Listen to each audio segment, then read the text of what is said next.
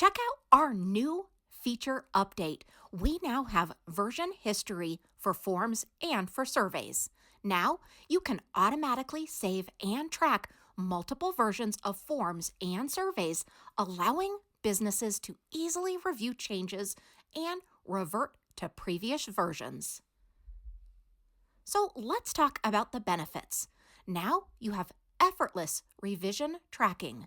You can seamlessly track changes and revisions made to forms and surveys over time. You can also quickly fix errors.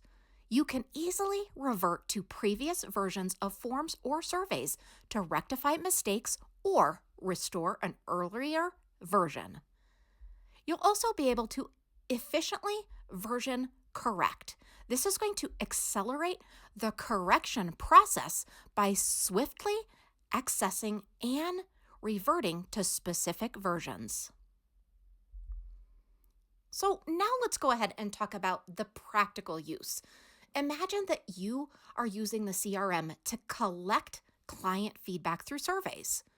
With the new form and survey version history, you can now confidently make changes to survey questions, review past versions for comparison, and you can ensure that each iteration of the survey aligns with your client engagement objectives.